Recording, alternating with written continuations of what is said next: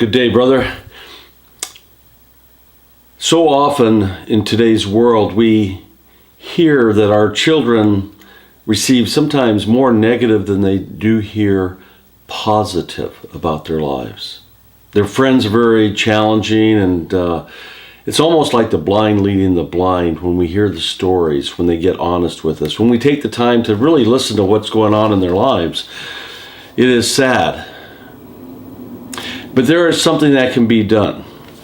And it begins with each and every one of us.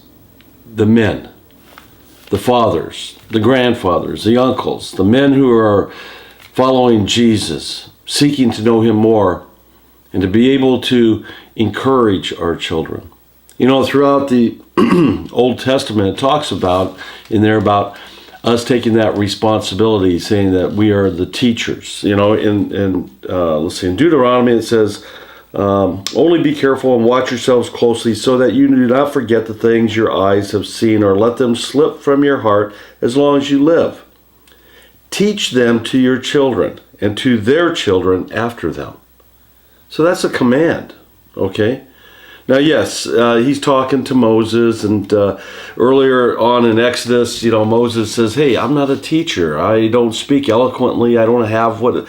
And what did the Lord tell him? He said, hey, in a sense, hey, shut it down for a moment here and just listen. I'm going to teach you everything on how to teach and what to say, and I'm going to have you do that. But the Lord's doing that with you and I, brother. We have children. They are his, as well as being on loan to us. So let's encourage them. It's easy to find the fault that they do and the challenges that they have. It's easy to point those out. They have people telling them that all the time. Let's look for the good in them. And let's let them know that we see that and we believe in them.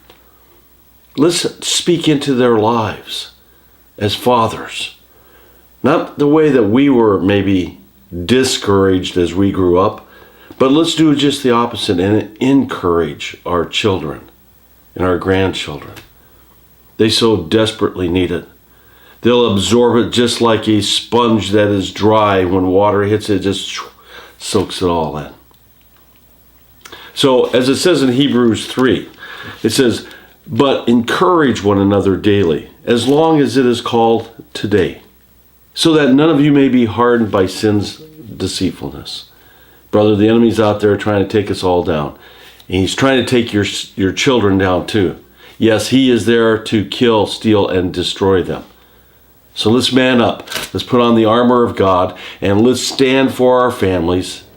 No matter how much we are challenged ourselves, let's think of them more highly than ourselves. Be encouraged, brother. You're loved. You've been given a responsibility.